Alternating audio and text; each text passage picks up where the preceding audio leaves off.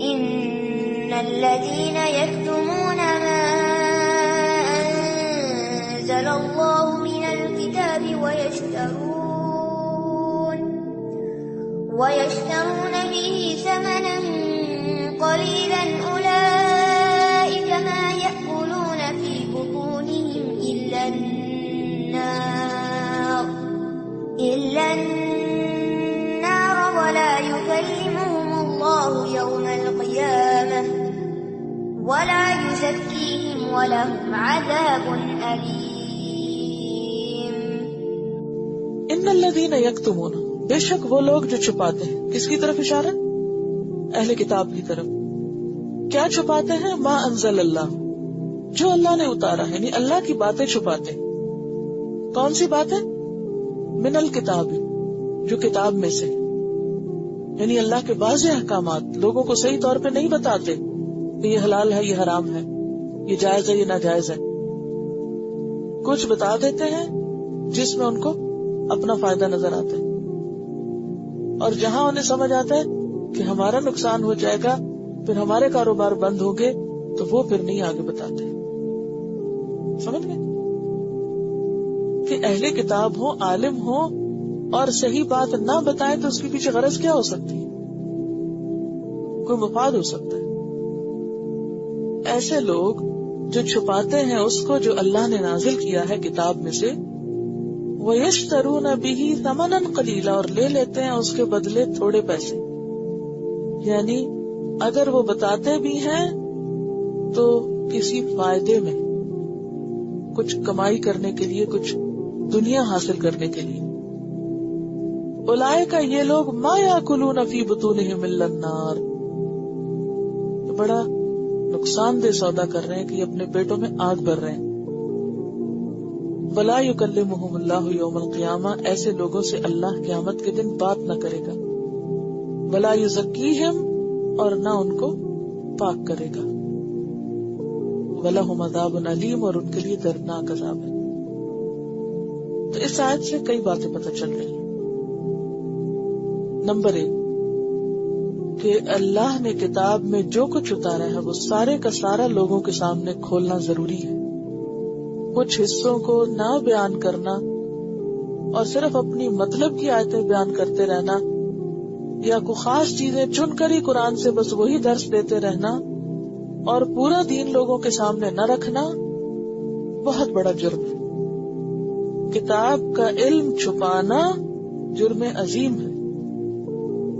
دوسری بات یہ ہے کہ علم کا نشر کرنا واجب ہوتا ہے، علم کو پھیلانا واجب ہے، اور علم کو چھپانا جرم ہے.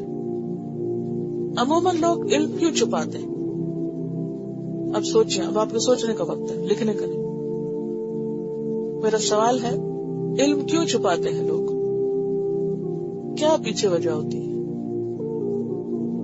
Knowledge is power. جب آپ کسی کو نالج دے دیتے ہیں تو کیا ہوتا ہے؟ اس کے اندر ایک پاور مل جاتی ہے. جب پاور آپ سے منتقل ہو کے اوروں کے پاس چلے گی تو آپ تو انسیکیور ہو گئے نا.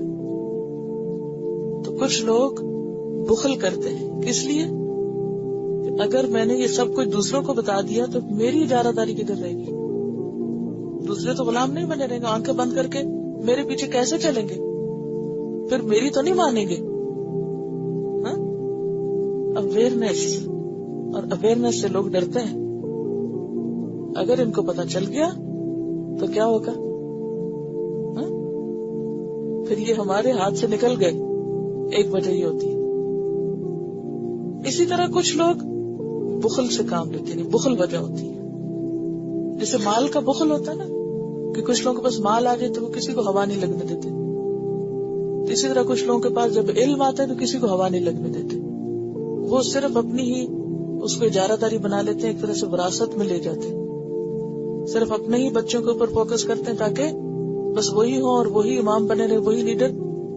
اسی لیے آپ نے دیکھا ہوگا کہ مذہبی اجارہ داری کی بھی ایک قسم ہوتی ہے کہ وہ، یعنی ایک اگر باپ عالم تھا تو اس نے اپنے بچوں کو محض اپنی گدی سنبھالنے کے لیے عالم بنایا، اور اوروں پہ وہ توجہ نہیں دی جو ان پر دی. اس کو بانٹا نہیں، پھیلایا نہیں، بلکہ ایک خاص چینل میں ہی رکھا کہ بس ادھر ہی. اور اس کے پیچھے بھی غرض یہ ہے کہ ہمارے خاندان کی یا ہماری ذات کی جو ہے وہ ایک اجارہ داری بنی رہے, اوروں کو آگے نہیں آنے دینا ہم نے. جیسے کچھ لوگ ریسیپیز نہیں دیتے, کیوں؟ پھر میری تعریف کیسے ہوگی؟ اسی طرح اور بھی چیزیں ہو سکتی ہیں. کہتے ہیں کہ بعض اوقات ریسیپی دے دیتے ہیں مگر ایک انگریڈینٹ ہٹا دیتے ہیں تاکہ وہ اصل ذائقہ یا اصل چیز نہ بنے. جی ہاں. اچھا, ایک صورت تو یہ ہے کہ بخل کرتے ہیں کہ پھر ہماری جو سے ہے یا ہماری جو اہمیت ہے وہ کم ہو جائے گی, یا پھر دوسرے بھی اتنے سارے لوگ ہمارے برابر کے ہو جائیں گے تو پھر ہماری تو شان ختم ہو جائے گی. پھر ہم کیسے سب کے لیے ایک خاص فگر بنے رہیں گے اگر باقیوں کو بھی سب مل گیا؟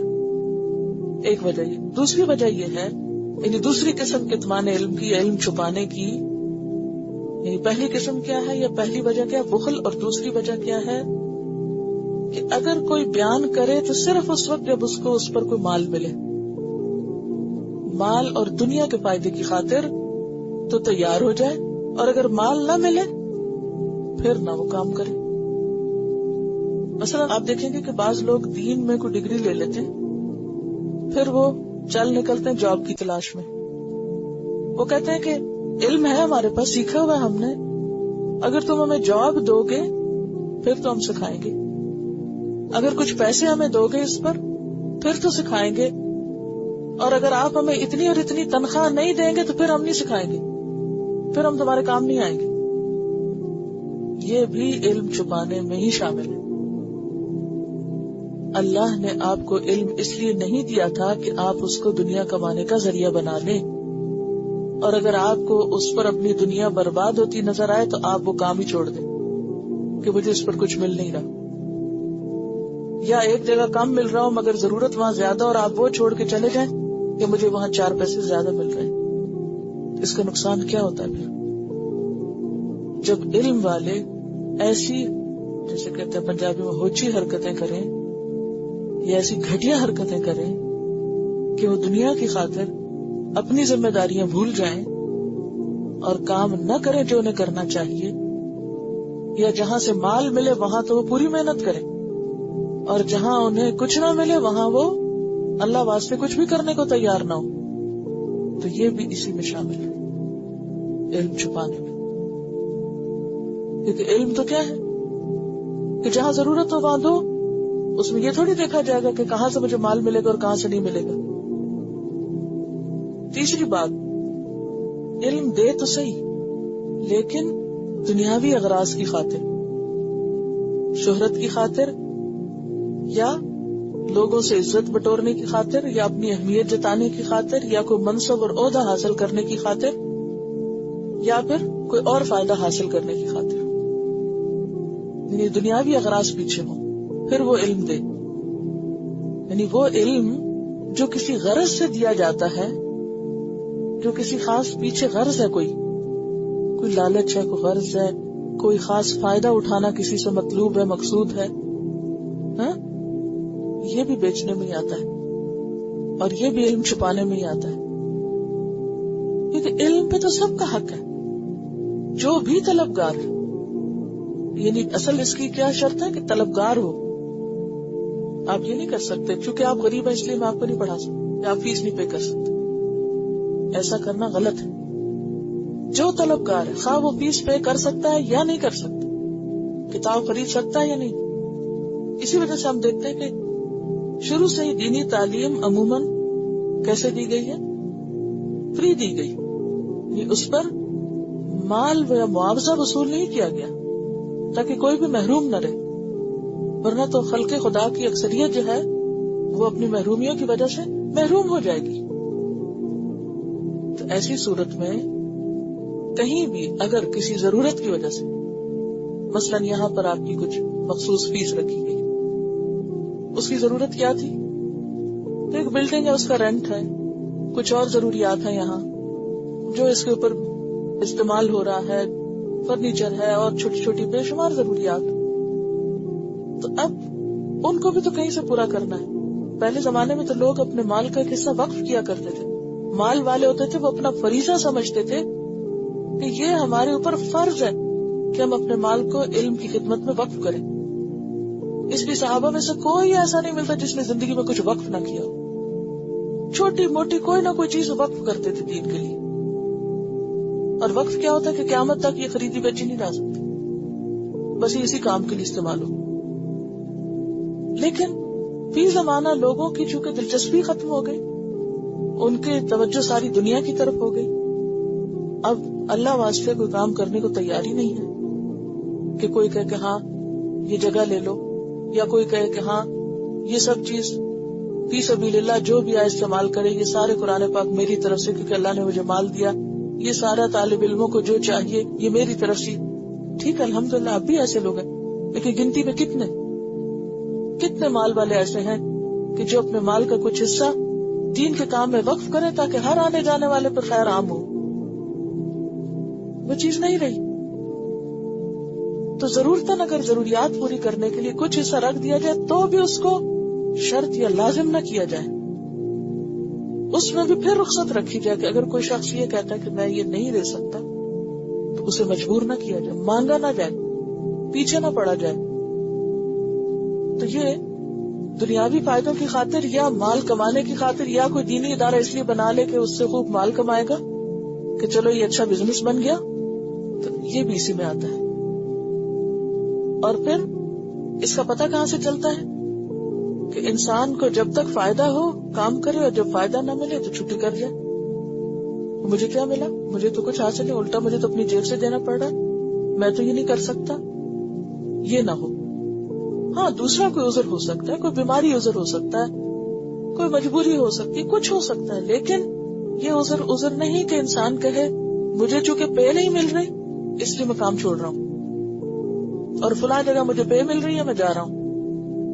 اللہ یہ کہ پھر فمن اضطر کی حالت ہے کہ کھانے کو کچھ نہیں یا اور ضروریات پوری نہیں ہوتی, تو پھر اس صورت میں انسان کو رخصت ہو سکتی ہے. ادروائز جس کے پاس بھی علم ہے اس پر لازم ہے کہ وہ اپنے علم سے دوسروں کو فائدہ پہنچائے, کیونکہ علم وہ چیز ہے جو سب سے پہلا حکم ہے, اقرا پڑھو, پہلا کام ہے جو امت مسلمہ کو کرنا ہے.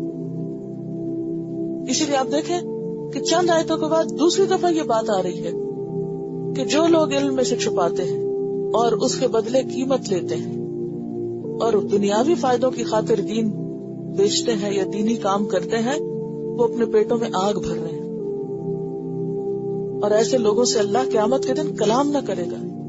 کیوں ان کی اتنی سخت سزا ہے؟ ایسے لوگوں کی یہ سزا اتنی سخت کیوں ہے جو دنیاوی فائدوں کی خاطر دین کا کام کرے یا دنیا کی خاطر دین کے پیچھے جائیں؟ کیوں اتنی سخت سزا ہے؟ اس لیے کہ انہوں نے دوسروں کے حق کی طلب میں رکاوٹ بن گئی, انہوں نے دوسروں کی آخرت برباد کی. آپ دیکھیں نا, علم تو ایسی چیز ہے جسے خوب عام کرنا چاہیے, پھیلانا چاہیے, پھیلائیں, دیں تاکہ کوئی شخص جہالت کی وجہ سے مصیبت میں نہ پڑے. تو یہ لوگ ڈگریاں رکھے ہوئے, علم رکھے ہوئے, بند کر کے بیٹھے ہوئے, کس لیے کہ ہاں لاؤ اس کا بدلہ, لاؤ اس کا معاوضہ, پھر کھولیں گے اس پٹاری کو. تو یہ جرم ہے. اور جن لوگوں کی نیت میں یہ ہو تو وہ نیت بھی درست نہیں ہے. اسی لیے قیامت کے دن ایسے لوگوں پر اللہ اتنا ناراض ہوگا کہ اللہ تعالیٰ ان سے بات نہ کرے گا. کسی کا بات نہ کرنا سب سے پہلی علامت ہوتی ہے ناراضگی کی. جب کوئی آپ سے صحیح طرح سلام نہ کرے یا بات نہ کرے تو آپ کیا پوچھتے ہیں, اس سے ناراض ہو تم؟ قیامت کے دن اللہ تعالیٰ ایسے لوگوں سے بات بھی نہ کرے گا, کلام بھی نہ کرے گا, حالانکہ وہ بڑے بڑے عالم ہوں گے, بڑے بڑی ڈگریوں والے ہوں گے اور بڑے بڑے معزز شخصیتیں ہوں گی دنیا کی, لیکن اس سب کے پیچھے مکروہ کاروبار تھا دنیا اکٹھی کرنے کا, یا نیت کیا تھی؟ دنیا کے فائدوں کا حصول. تو ایسے لوگوں سے اللہ کلام نہ کرے گا, ولا یزکیہم, انہیں آگ میں پھینکے گا لیکن پاک نہ کرے گا, اور ان کے لیے دردناک عذاب ہے. کیوں؟ أولئك الذين اشتروا الضلالة بالهدى والعذاب بالمغفرة فما أصبرهم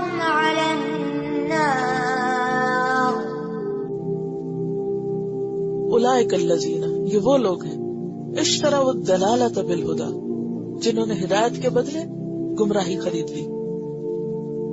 یہاں دلالت کیا ہے؟ حق کا چھپانا. اور ہدایت کیا ہے؟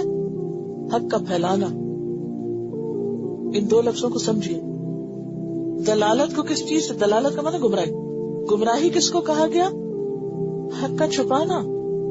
یعنی یہ لوگ سب کچھ جان کے پھر انجان بن گئے. اور خدا کیا ہے یہاں؟ حق کا پھیلانا. تو انہوں نے کیا کیا؟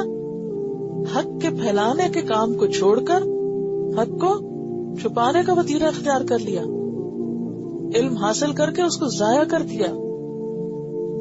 اور خاص طور پر آپ دیکھیے کہ ان ملکوں میں جہاں بالکل مواقع کم ہیں، بالکل مواقع نہیں ہے لوگوں کے پاس سیکھنے کے، اور جو جگہ بنی ہوئی ہے وہاں پر بھی کوئی صحیح علم والے بعض اوقات نہیں ہوتے، یا ہوتے بھی ہیں تو اویلیبل نہیں ہوتے، یا ہوتے ہیں تو ان کی اتنی استطاعت اور وسعت نہیں کہ وہ سب کچھ کر سکے. اس لیے جن کے پاس تھوڑا بھی ہو تو انہیں بھی چاہیے کہ کچھ نہ کچھ اپنا حصہ ضرور ڈالا کرے. اپنے اوقات میں سے کچھ نہ کچھ حصہ، یعنی کہ یہ فی سبیل اللہ خیرات ہی ہے علم کی.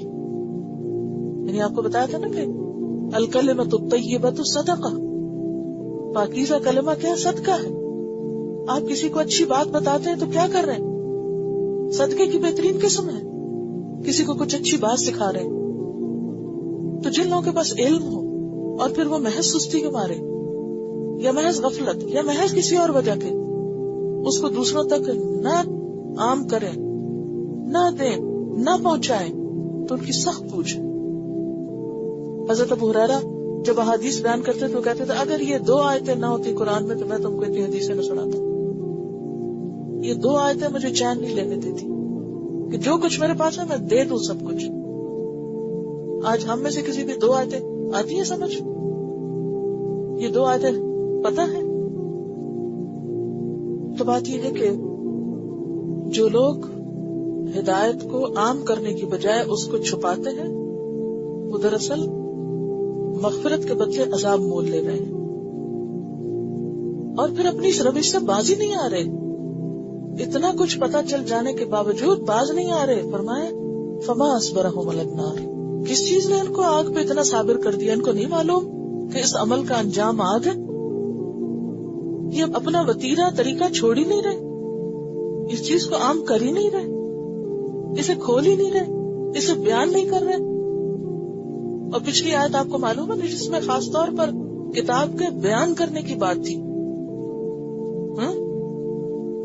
کون سی آیت تھی بلا؟ آیت نمبر ہے 159 کہ بے شک وہ لوگ جو چھپاتے ہیں جو ہم نے بینات میں سے نازل کیا اور ہدایت میں سے، اس کے بعد کہ ہم نے لوگوں کے لیے اس کو کتاب میں رکھا تھا. یعنی یہ کتاب کس کے لیے؟ ہدی للناس ہے، سارے انسانوں کی ہدایت کے لیے. اور وہ اس کو بس اپنے تک رکھ کے بیٹھے ہیں، خوش ہیں. ہم عالمہ فاضلہ بن گئے، ہم نے ڈگری لے لی اور بس اب کافی ہے، ہماری شان بن گئی، ہمیں کریڈٹ مل گیا کہ ہم پڑھے لکھے لوگ ہیں، اور اس کے بعد اب ہم جو بھی طریقہ اختیار کریں وہ سب جائز ہمارے لیے. اور میں فما اصبرہم علی النار، ان کو نہیں پتا کہ کتنا بڑا جرم ہے، انہیں نہیں پتا کہ علم کا چھپانا عذاب کا خریدنا ہے. تو یہ عذاب خرید کے اس پر کیسے صبر کیے ہوئے. یعنی ان کے اس رویے پر تعجب ہے، حیران کی ہے. یہ فعل تعجب ہے نا، ما اصبر، تعجب ہے کہ ٹس سے مس نہیں ہوتے، اپنی روش چھوڑتے نہیں، توبہ ہی نہیں کرتے. کیونکہ پچھلی آیت میں ساتھ کیا تھا؟ الا الذین تابوا. تو جو توبہ نہ کرے اور ڈھٹائی سے جمے رہے اپنے اس طریقے پر، تو ان کے لیے پھر کیا ہے؟ آگ ہے. اور پھر کس طرح یہ صبر کیا میں آگ پر؟ ذلك بأن الله نزل الكتاب بالحق وإن الذين اختلفوا في الكتاب لفي شقاق بعيد. ذالک، یہ عذاب اس لیے ہے، یہ سخت سزا اس لیے ہے بأن اللہ نزل الکتاب بالحق، کہ اللہ نے کتاب کو حق کے ساتھ اتارا تھا. یعنی کتاب کے آنے کا مقصد کیا ہے؟ کتاب کس لیے آئی ہے بتائیے؟ حق کو باطل میں فرق کرتی ہے نا. کتاب حق کو بیان کرنے کے لیے آئی ہے. تمہارا رب کیا چاہتا ہے، درست طریقہ کیا ہے. یہاں عذاب کی وجہ بتائی جا رہی ہے کہ ان کو عذاب اس لیے کہ اللہ نے تو کتاب اس لیے اتاری تھی کہ لوگوں تک حق پہنچایا جائے، اور انہوں نے اس کو چھپا دیا، بند کر کے رکھ دیا. تو جو کتاب کے اتارے جانے کا مطلوب تھا، مقصود تھا، وجہ تھی، وہ تو پوری نہ ہوئی.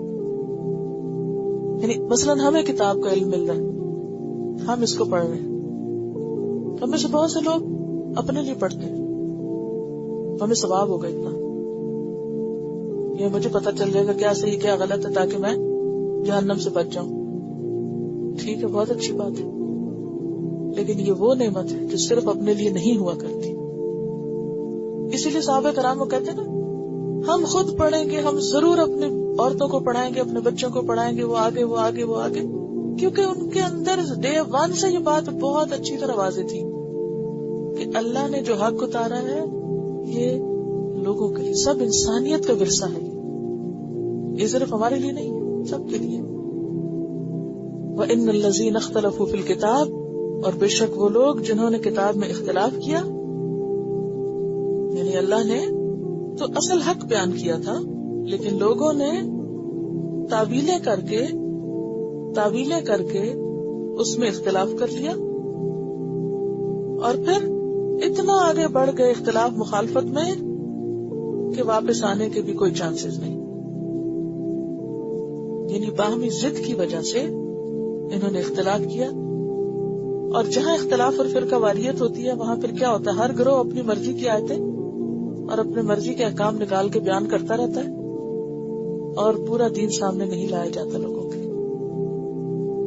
آج بھی آپ دیکھیں جتنے فرقے ہیں یا جتنے مختلف گروہ بنے ہوئے ہیں، اگر آپ ایک کی مسجد میں جائیں تو وہ کیا بیان کریں گے؟ جو ان کا اپنا نقطہ نظر ہے اسی پر بیسڈ چیزیں لالا کے سامنے رکھیں گے اور باقی سچ پا دیں گے. دوسرا کیا کرے گا؟ اپنی مرضی کی چیزیں بیان کرے گا، باقی نہیں ذکر کرے گا. افتؤمنون ببعض الکتاب وتکفرون ببعض، کہ بعض کو تو انسان لے لے جو اس کی مرضی کا ہے اور بعض چھوڑ دے کہ جو اس کی مرضی کے خلاف جاتا ہے، اور لوگوں کو کہے دیکھو میں تو قرآن پہ چلتا ہوں اور یہ قرآن میں لکھا ہوا ہے. تو اصل ضرورت کس چیز کی تھی کہ حق پورے کا پورا بیان کیا جائے جو الکتاب کے اندر ہے. لیکن جن لوگوں نے اختلاف کیا وہ محض ضد کا شکار ہیں، عداوت کا شکار ہیں، مخالفت میں اتنے دور نکل گئے ہیں کہ ان کو اب نہ کوئی بات سمجھ میں آتی ہے اور نہ ہی وہ ماننے کو تیار ہے. تو جب صورتحال یہ ہو جائے کہ کوئی شخص ضد میں آ جائے تو پھر اس کو حق نظر نہیں آتا، وہ اپنی مرضی کے خلاف جو آیت آتی ہے اس میں کوئی تعویل کر لیتا ہے اور اس کو ماننے سے انکار کر دیتا ہے.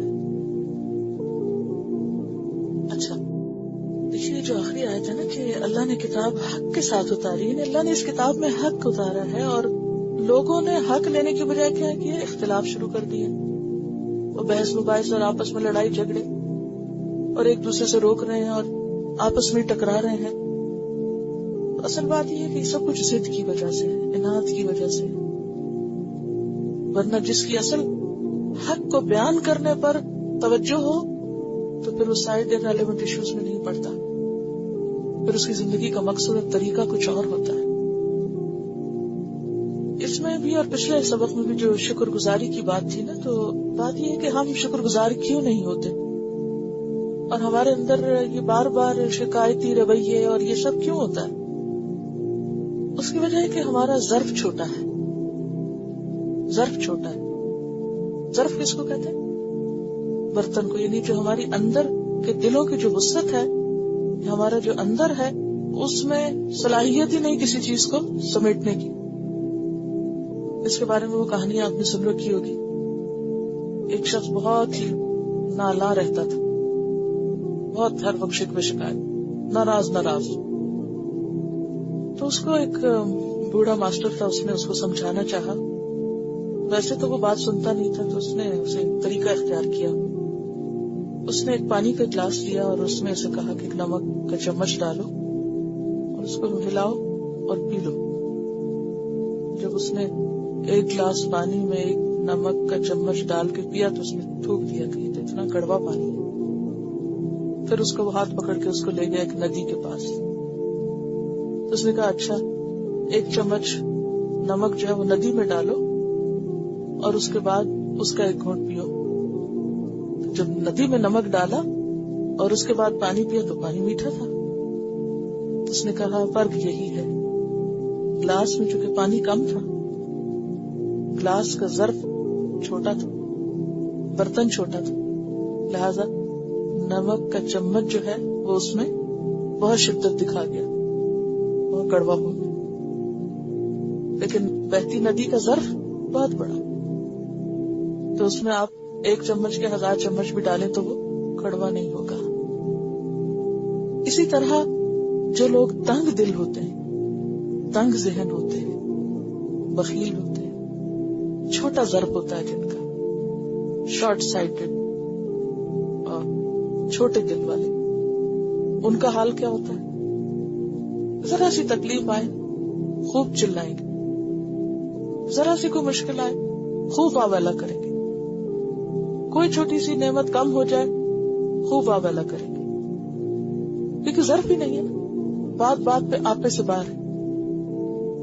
اس کے برعکس جن لوگوں کے دل بڑے ہوتے ہیں، جن کے اندر وسعت ہے، جن کی زندگی میں کوئی مقصد ہے، وہ چھوٹی چھوٹی باتوں کو مائنڈ کر کے بیٹھ نہیں جاتے. وہ ان چیزوں کے پاس سے اس طرح اذا مروا باللغو مروا کراما، جو لغو کے پاس بےہودہ فضول بیکار اور ایسی چیزوں کے پاس سے گزرتے ہیں تو بہت معزز طریقے سے گزرتے ہیں، وہ چیز ان کو بادر نہیں کرتی. تو ہم بھی شکر گزار کیوں نہیں ہوتے کہ ہمارا ظرف ہی نہیں، ہم نعمتوں کو محسوس ہی نہیں کرتے، ہمارے اندر وسعت ہی نہیں، دل کھلا ہی نہیں کہ ہم اپریشیٹ کر سکیں. اپریسیشن ہے ہی نہیں. شکر گزاری کیا ہے؟ ایک طرح سے اعتراف کرنا. اعتراف جب بندہ کرتا ہے کہ یہ اچھی چیز ہے تو فوراً اگلا ریئیکشن کیا ہوتا ہے؟ الحمدللہ، تعریف، اللہ کی تعریف بیان ہوتی ہے. یہی شکر گزاری. اس میں سوال یہ ہے کہ اگر کوئی شخص غلط کام کر رہا ہے اور ہم اسے نہیں بتاتے تو یہ بھی علم چھپانا ہے؟ نہیں، یہ علم چھپانا نہیں ہے. اگر آپ یہ جانتے ہیں اور آپ کو یقین ہے کہ اس کو پتا ہے کہ یہ کام غلط ہے اور پھر وہ کر رہا ہے تو وہ خود ذمہ دار ہے. اور اگر آپ کو یہ ہے کہ اس کو پتا نہیں ہے اور وہ جہالت میں غلطی کر رہا ہے تو پھر آپ کا فرض ہے کہ آپ اس کو لازمی بتائیں. اور اگر کوئی غفلت کا شکار ہے تو پھر اصل چیز وہ بات بتانا نہیں ہے، اصل چیز پھر کیا ہے؟ غفلت کا علاج. دیکھیں نا، یہاں پر مثلا آپ کا بھائی مثلا وہ غلط کام کر رہا ہے، آپ کو پتا ہے کہ غلط کر رہا ہے اور آپ اسے بتا بھی چکی ہیں اور اس کو خود بھی پتا ہے کہ وہ غلط ہے اور پھر بھی وہ کر رہا ہے. تو اب آپ کیا کریں گی؟ اب آپ یہ نہیں کریں گی دوبارہ اس کو بتائیں گی، ٹھیک ہے نا؟ دوبارہ بتانے کی بات نہیں ہے، علاج کی بات ہے. اب بجائے اس کے کہ آپ اسے یہ کہیں غلط ہے چھوڑ دو، غلط ہے چھوڑ، اور وہ کہے گا ہاں مجھے پتا ہے غلط ہے میں نہیں چھوڑتا. یہ نہیں ہے اس کا طریقہ. اس کا طریقہ کیا ہے؟ آپ وجہ ڈھونڈنے کی کہ کیوں کر رہا ہے اور اس وجہ کا علاج کریں گے. جب تک دلوں میں خدا کا خوف نہیں، دلوں میں خدا کی عظمت نہیں، خدا کی محبت نہیں، صرف حکم بتا دینے سے بات نہیں بنتی. اب اس میں کیا ہے کہ اصل حکم بتائیں کہ یہ دیکھیں یہ کیا لکھا ہوا نا، یہ بتائیں. ڈائریکٹ یہ نہ کہیں یہ کام کرتے ہو یہ شرک ہے، وہ کرتے ہو وہ شرک ہے، یہ حرام ہے وہ حلال ہے. یہ اس طرح صرف فتوے دیتے رہنے سے یا صرف ججمنٹس پاس کرتے رہنے سے لوگ نہیں مانا کرتے. آپ دیکھیں کہ اللہ تعالیٰ نے پہلے کیا فرمایا. یہ نہیں کہا کہ یہ حرام ہے، اس سے پہلے کیا کہا؟ ادھر سامنے لائن آیت رکھے سامنے اپنے. کیا کہا پہلے؟ انداز دیکھے نا، حرام کرنے کا بھی انداز دیکھے. پہلے کیا کہا؟ کھاؤ. پازیٹیو بات ہے، پہلے کھاؤ، سب کھا سکتے ہو، کھاؤ، اللہ کا شکر کرو. ہاں، حرام تو بس یہ ہے. اچھا ہم کس سے شروع کرتے ہیں؟ یہ نہیں یہ نہیں یہ نہیں یہ نہیں، اچھا ابھی کیا کرو یہ کوئی نہیں بتاتا. حضرت یوسف علیہ السلام نے کیا کیا تھا جیل خانے میں؟ اگر آپ نے ابھی نہیں سورۃ یوسف پڑھی، انشاءاللہ آگے قرآن آپ کو واضح کرے. کئی سال تک جیل خانے میں رہے تھے، لیکن اٹھ کے ہر روز لوگوں کو نہیں ڈنڈا پکڑ کھڑے ہو جاتے تم یہ غلط کرے تم یہ نہیں. اپنا اخلاق اور کردار اور مدد کا انداز اور اپنا ایک طریقہ ان کا اتنا اچھا تھا. ایک تو شخصیت ایسی تھی بتاتے کہ جب ان لوگوں کو خواب آئی تو پورے جیل خانے میں کتنے لوگ ہوتے ہیں؟ بے شمار لوگ ہوتے ہیں. ان میں سے وہ شخص نظر آیا کہ ہاں اس کی بات قابل اعتبار ہو سکتی، میں اس سے جا کے پوچھوں. سب سے پہلا کام اپنا اعتبار بٹھائیے، لوگوں قابل اعتبار بنیے. ٹھیک ہے نا؟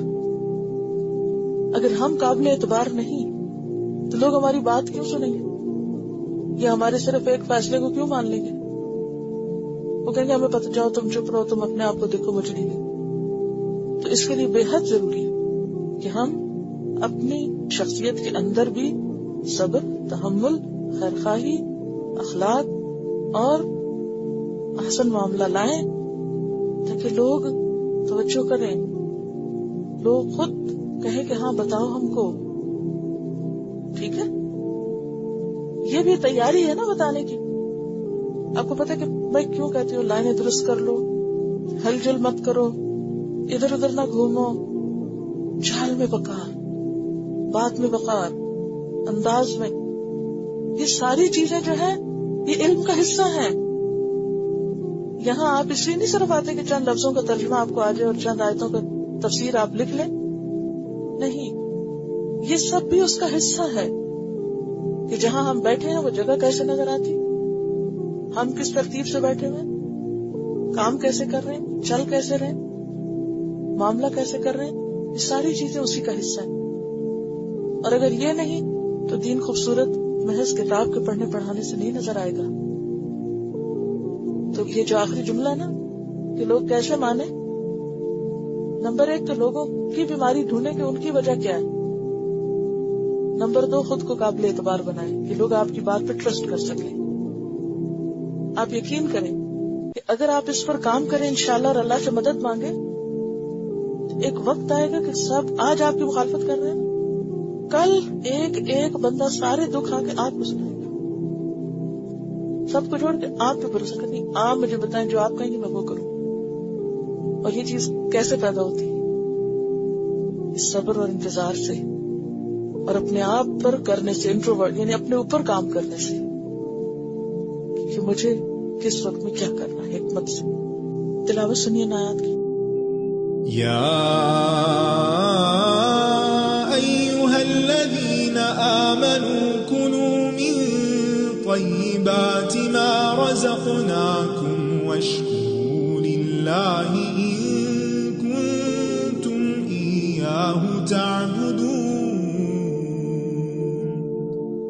انما حرم علیکم المیتة والدم ولحم الخنزیر وما أهل به لغیر اللہ فمن اضطر غیر باغ ولا عاد فلا إثم علیہ ان اللہ غفور رحیم.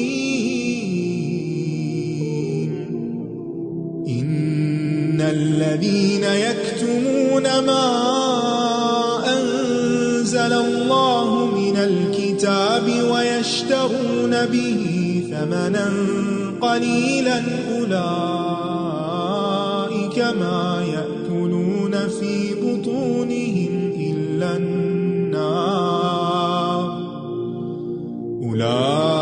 أولئك ما يأكلون في بطونهم إلا النار ولا يكلمهم الله يوم القيامة ولا يزكيهم ولهم عذاب أليم.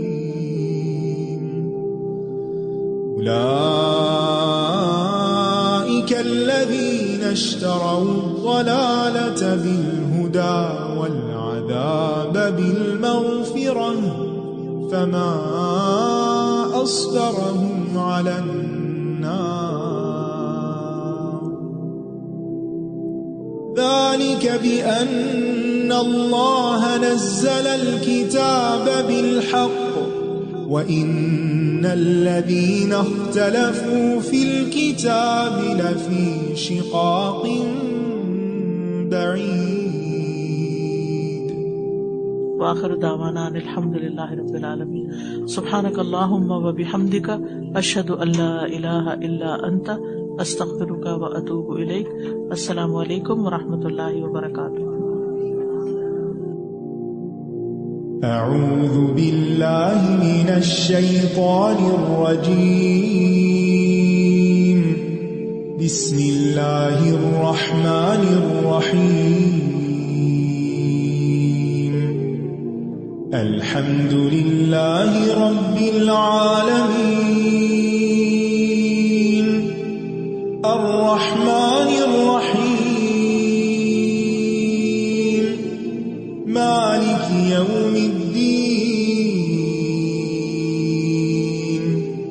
إياك نعبد وإياك نستعين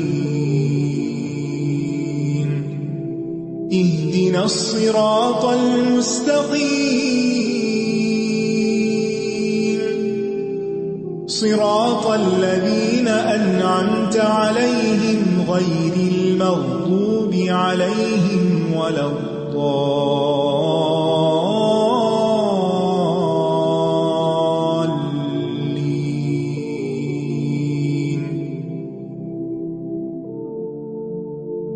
السلام علیکم ورحمۃ اللہ وبرکاتہ. نحمده ونصلي على رسوله الكريم اما بعد فاعوذ باللہ من الشیطان الرجیم بسم اللہ الرحمن الرحیم رب اشرح لي صدری ويسر لي امری واحلل عقدۃ من لسانی یفقهوا قولی.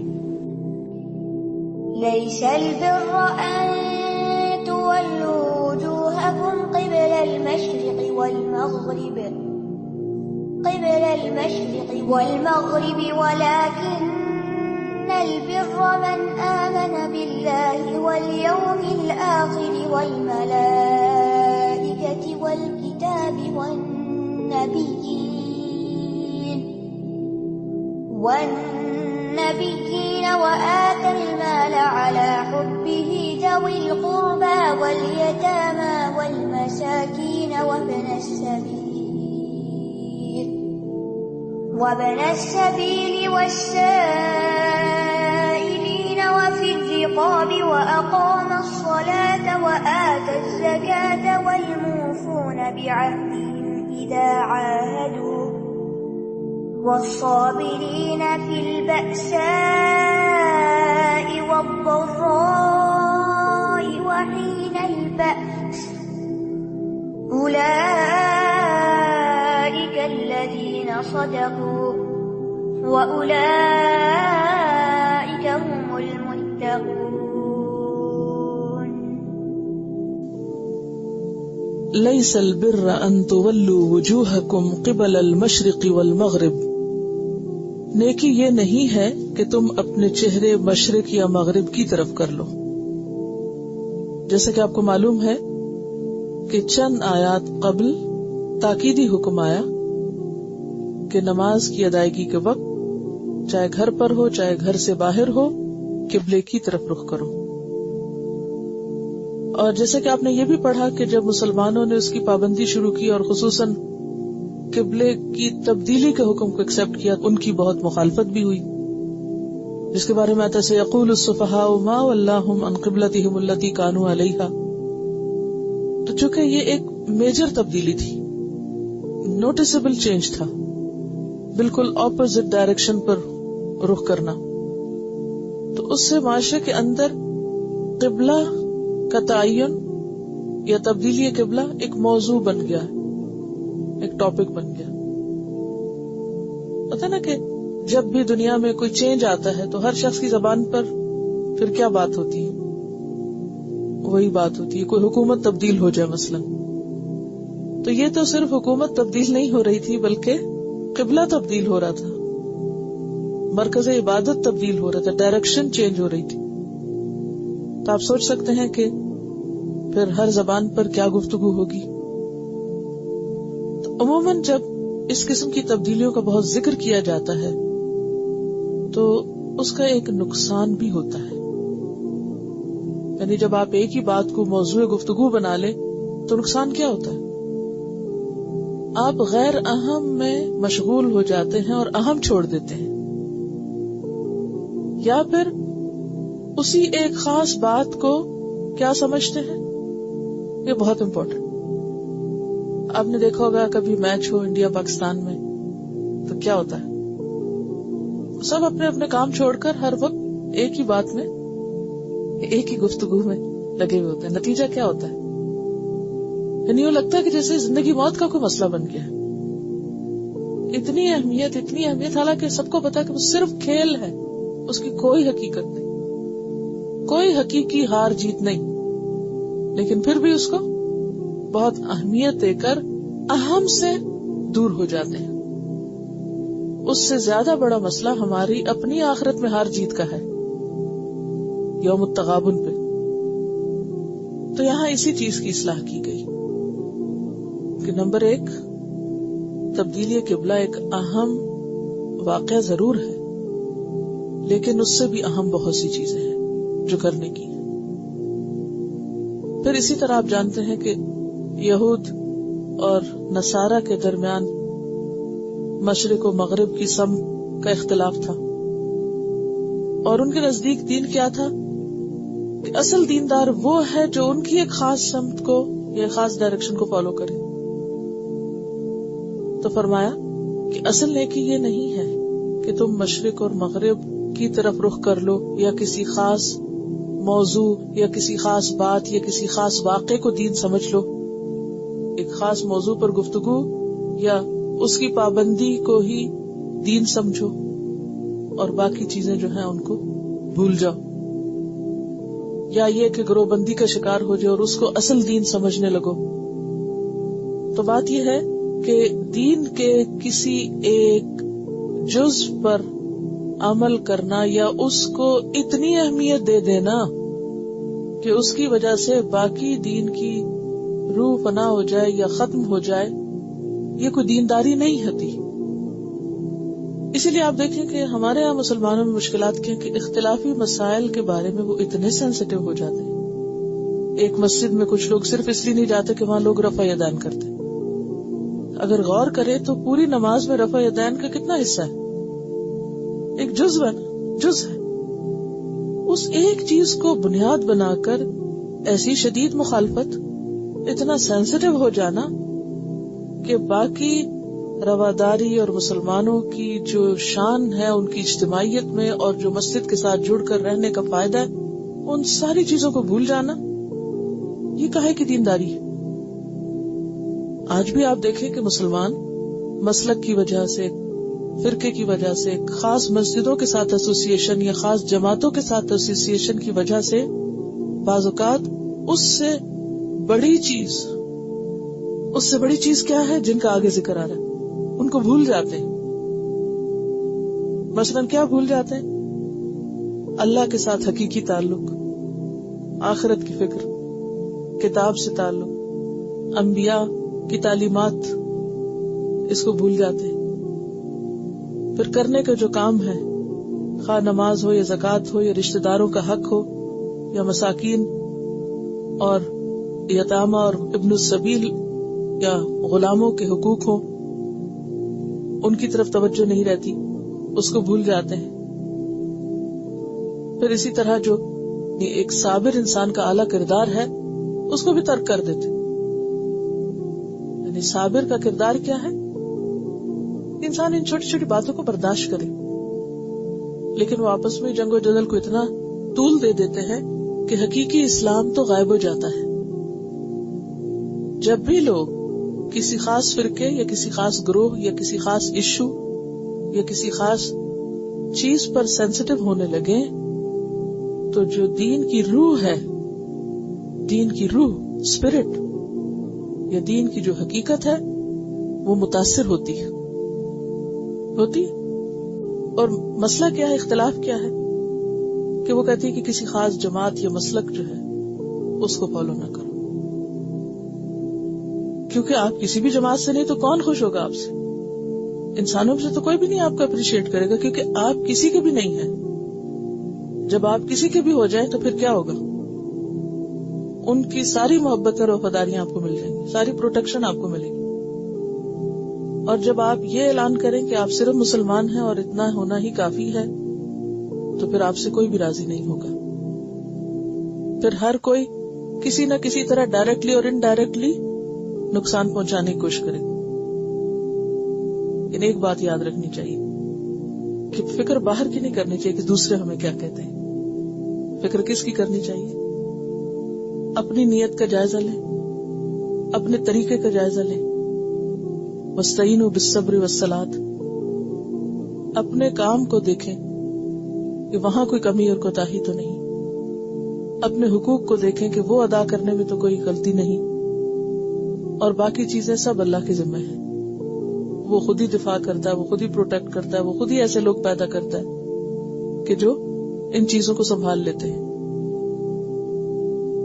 اب بات یہ ہے کہ یہاں پھر نیکی کس کو کہا جائے؟ بڑی اہم آیت ہے یہ امت مسلمہ کی تربیت کے لیے اور دین کے کام کے لیے اور دین کی تعلیم کو عام کرنے کے لیے اور اقوام عالم تک اسلام کا پیغام لے جانے کے لیے ضروری ہے کہ انسان کے اندر نیکی کا جو اصل کانسیپٹ ہے یا نیکی کا جو اصل تصور ہے وہ واضح ہو.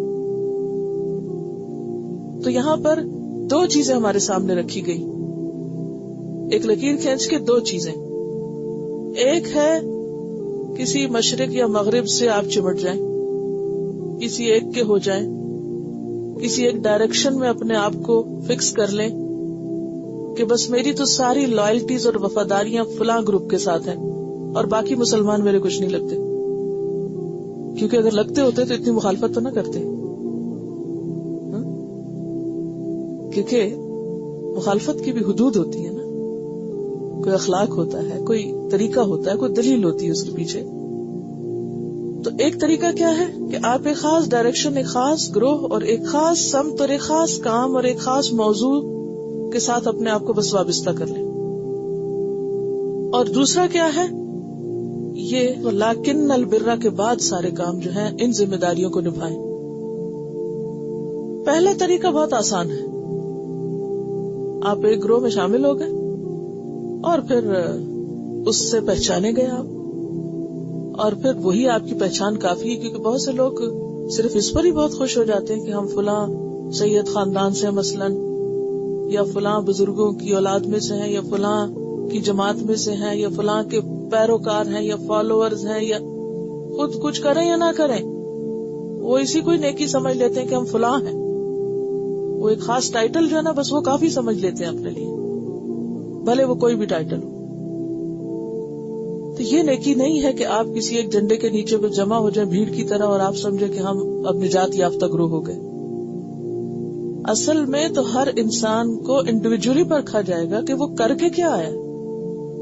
کسی ایک کام کے کرنے سے جان نہیں چھوٹے گی، یہ سب کچھ کرنا پڑے گا جو بتایا جا رہا ہے. اس کو عربی میں کہتے ہیں الاصلاح الشامل. کیا معنی ہے الاصلاح الشامل؟ شامل کا کیا مطلب ہوتا ہے؟ انکلوڈڈ، یعنی جس میں یہ سب کچھ انکلوڈ کرتا. اصل مسلمان وہ ہوتا ہے جس میں یہ ساری باتیں ہوتی ہیں. آج کل ہم مسلمان بھی مسلمان کیسے ہیں کہ ہم سمجھتے ہیں کہ چونکہ ہم مسلمان گھرانے میں پیدا ہو گئے، نام ہمارا مسلمان ہے، مسلمانوں کے گھر سے یہ گروہ سے ہمارا تعلق ہے، وہ کافی ہے، کافی. بس اسی کی بنیاد پہ ہم جنت میں سب چلے جائیں گے، یہی سمجھا ہوا نا. اکثریت یہی سمجھتی ہے کہ چونکہ ہم مسلمان ہیں اس لیے ہم جنت میں ضرور جائیں گے. یہود بھی یہی کہتے تھے کہ چونکہ ہم چنی ہوئی نسل ہے اللہ کی، لہذا ہم تو جنت میں جائیں گے ہی جائیں گے. اللہ تعالیٰ کیا بتا رہے ہیں کہ وَلَٰكِنَّ الْبِرَّ، نیکی تو یہ ہے، یہ سب کچھ کرنا ہے.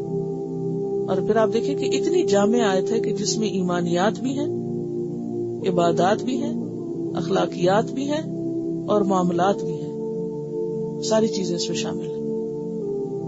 یعنی ایک پورا وسیع تصور دیا گیا ہے دین کا کہ کسی خاص گروہ سے تعلق تمہاری نجات نہ کرا سکے گا جب تک. اچھا، اس کا یہ مطلب نہیں ہے کہ کسی گروہ میں آپ شامل ہی نہ ہو. ٹھیک ہے، اگر آپ کسی گروہ کے ساتھ مل کے کوئی کام کر رہے ہیں اور آپ آرگنائزڈ وے میں کر رہے ہیں، کرتے رہیں، لیکن وہ صرف ایک انتظامی ضرورت ہو، نہ کہ آپ پورا دین ہی اس کو سمجھیں.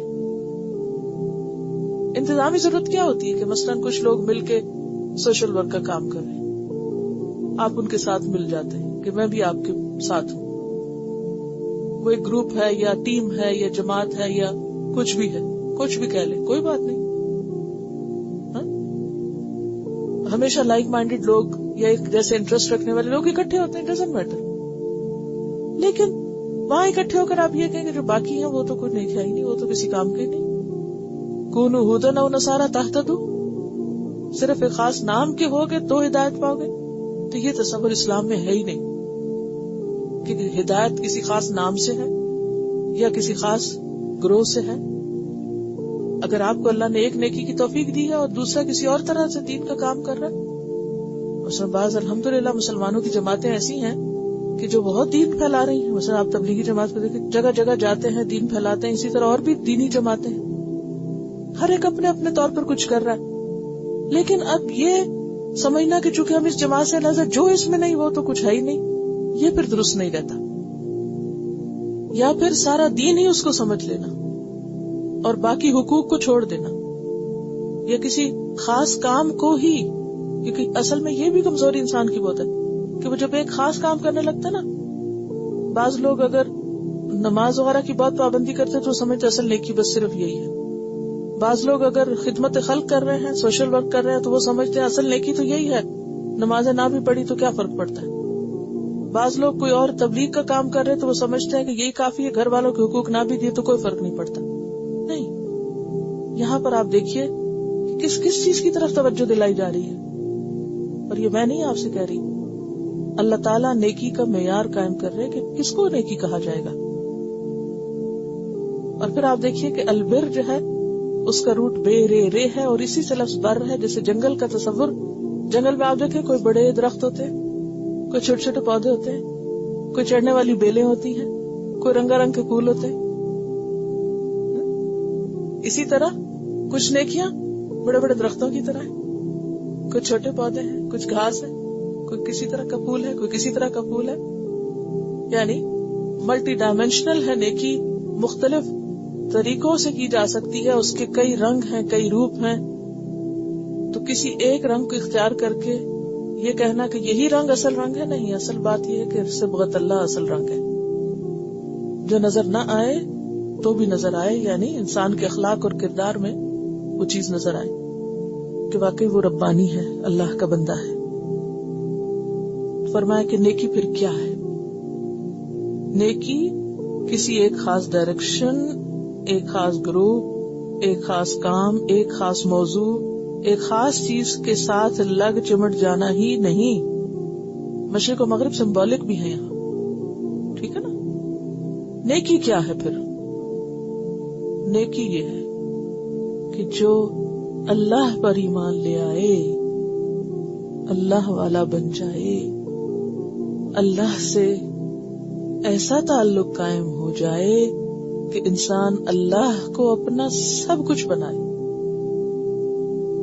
والذین آمنوا اشد حبا للہ، اٹھتے بیٹھتے چلتے پھرتے نفع نقصان ہر حال میں اس کے دل پر سب سے زیادہ کس کا خیال شائع ہوا؟ اللہ کا. یہ بات کہاں پڑھی آپ نے پیچھے؟ یہ ضروری ہے کہ نہیں ہے؟ والذین آمنوا اشد حبا للہ، اسی میں چند آیتیں پیچھے آپ گزار چکے، یہ گزر چکا 165 آیت میں یہ بات آپ پڑھ چکے ہیں. اور اگر اللہ کی بجائے کسی اور کا، کسی اور، بھلے وہ خاص ڈائریکشن ہو یا گروپ ہو یا انسان ہو یا کوئی بزرگ ہو یا کوئی بھی ہو، اس کا خیال آپ کے دماغ پہ اس طرح چھایا ہوا ہو اور دل پہ اس طرح چھایا ہوا ہو جیسے اللہ کا ہونا چاہیے، تو پھر یہ کیا چیز ہو گئی؟ آمن باللہ. میں نے آپ کو لفظی وضاحت میں بتایا تھا کہ آمنہ کے بعد کیا آ رہا ہے؟ بے کا صلہ آ رہا ہے، جس کا کیا معنی ہے؟ اطمینان، استقرار. یعنی تصدیق تو ہے ہی، ایمان تصدیق کرنے کا نام ہے، لیکن اس کے ساتھ اطمینان، استقرار، جس کو آپ کہتے ہیں رضیت باللہ ربن. میں اللہ کے رب ہونے پہ راضی ہو گئی. میرا رب جو میرے بارے میں فیصلہ کرے، جیسا مجھے رکھے، میں اس پر راضی. یہ ہوتا ہے ایمان باللہ والیوم الآخر. اور یوم آخرت پر ایمان رکھے. کیا مطلب ہے اس کا؟ کہ انسان دنیا کی بجائے آخرت کو ترجیح دے. ہم یہ نہیں کہا کہ دنیا پر ایمان لاؤ، آخرت. اب آپ سوچ رہی ہوں گی کہ میں دنیا کو بیچ میں کہاں سے لے آئی ہوں، کیوں لائی ہوں؟ اصل میں آخرت کا اپوزٹ کیا ہے؟ جی اس لیے لائی ہوں دنیا، کہ آخرت کا اپوزٹ دنیا ہے. ہمیں کیا کہا گیا؟ آخرت پر ایمان لاؤ. گویا آخرت پر فوکس کرو، آخرت پرائرٹی ہو. دنیا کی بجائے آخرت کو مسئلہ سمجھو. ہم کس کو مسئلہ سمجھو؟ تو آخرت پر ایمان کا کیا مطلب ہے؟ آخری دن پر، یعنی ڈومز ڈے پر. اور اس کی تفصیل کہاں سنی تھی آپ نے؟ جی روز قیامت کیا ہوگا؟ وہ سخت دن ہے یہ دنیا کی زندگی. ذرا فرق کرے نا، ایک لکیر لگا کے ادھر لکھے دنیا اور ادھر لکھے آخرت. دنیا میں میرے ساتھ کیا ہو رہا ہے اور آخرت میں کیا ہونے والا ہے، کہاں سے مجھے گزرنا ہے. دنیا میں آپ اپنا نقشہ بنا لے، وہ میں دنیا میں بچپن میں یہ کرتی تھی، پھر جوانی میں یہ، پھر بڑھاپے میں یہ مشکلیں مجھے پیش آئیں، یہ میرے ساتھ ہوا. کیا مشکلیں؟ ادھر رکھے ذرا آخرت کی، کہ سور پھونکنے کے بعد سے لے کر اٹھ کے کہاں کیا کرنا ہوگا، کہاں سے گزرنا ہوگا. تو پھر کیا چیز امپورٹنس کے قابل ہے، یہ اہمیت دیے جانے کے. ذرا ایمان بالآخرت کا معنی کیا ہے؟ کہ انسان دنیا سے زیادہ آخرت کو اپنا مسئلہ سمجھے، تبھی سارے کام ٹھیک ہو سکتے ہیں. والملائکہ، اور فرشتوں کو مانے، فرشتوں پر ایمان. فرشتے نظر نہیں آتے نا، تو فرشتوں پر ایمان بالغیب کی علامت ہے. یعنی ایمان بالغیب کا حصہ ہے، یا ایمان بالغیب کا اظہار ہے کہ یا رب تجھے مانتا ہوں، اور جس کو تو ماننے کے لیے کہتا ہے ان کو بھی مانتا ہوں. اور ویسے بھی اگر فرشتوں کو مانیں گے تو ہی کتابیں اور رسول مانے جا سکتے ہیں. اسی لیے فوراً بعد کتاب پر ایمان، یعنی ساری کتابوں کی تعلیمات جو قرآن کے اندر فائنل ورژن کے طور پر محفوظ کر دی گئی، ان سب کو بھی مانتا ہوں. اور پھر آپ یاد رکھیے اطمینان، استقرار، دو لفظ آمنہ بے کا معنی جو کیا میں نے. اطمینان یعنی مجھے اطمینان ہے، جو کتاب میں ہے درست ہے.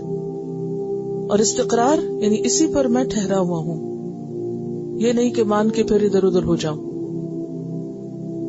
والنبیین، جو بھی تمام انبیاء اور رسل لے کر آئے، انہوں نے انسانیت کو جو بتایا وہ درست بتایا. میرا بھی اسی پر ایمان ہے.